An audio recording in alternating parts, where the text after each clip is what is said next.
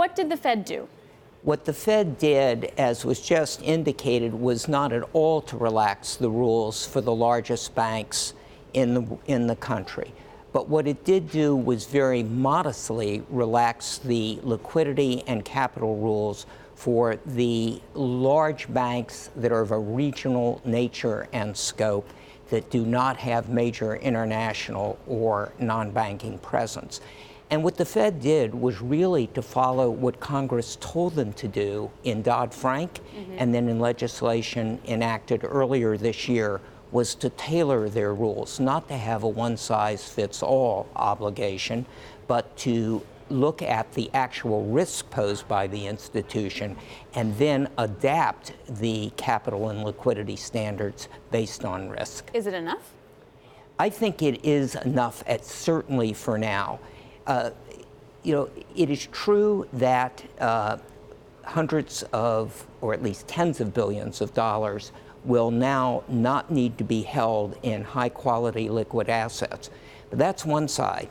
The other side is those tens of billions of dollars can now be used to make loans. So this frees money to go into the loan market. And that is a potential positive for the economy as well as for the banks. So did you feel like there was a lot of loans that regional banks weren't making because of it? Absolutely. If banks have the opportunity to make loans, they're going to put their assets somewhere. Does that mean, though, they do it to less credit-worthy borrowers? I don't think so. No, why not? Because I think there is plenty of good credit still out there where the needs are not being met. What has to happen next? Like, what would make even a more material change? I don't think we will see a more material change, at least for quite some time. The bank commenters all ask for greater change than the Fed gave, and the Fed did not comport with any of those requests except for the foreign banks. And for the foreign banks, there was even greater change in the sense of making it more equal on an international basis. So what do then banks do now? So you said that they're definitely make more loans, it frees them up, and then what?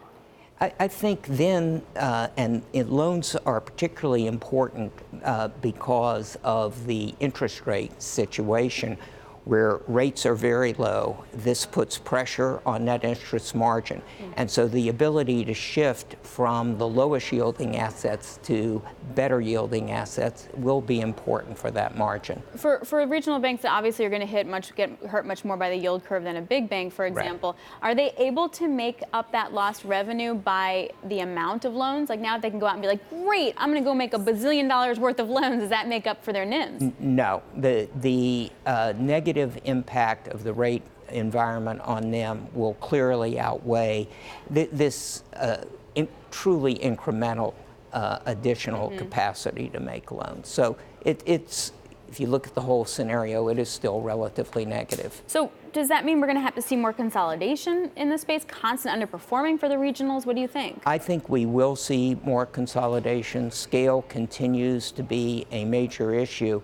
And what you also see is the very largest retail banks, B of A, JP Morgan Chase, Wells, Citi, being able to increase their market presence by the advantage which scale brings. And scale used to be thought of as back office. Today, it's front office. It's out there how you can market when you have the scale to use technology to market through multiple different channels. Does that mean that you see sort of the large banks coming in and helping to be some of the consolidators, or it's going to have to be the regionals? It's going to have to be regionals because there are actually statutory barriers which really prohibit the largest banks from ever again acquiring depository institutions. Where's the rest of the Volcker Rule? Like, where are the rest of the rollbacks that we need to see? I don't think we're going to see much more in the way of true rollback.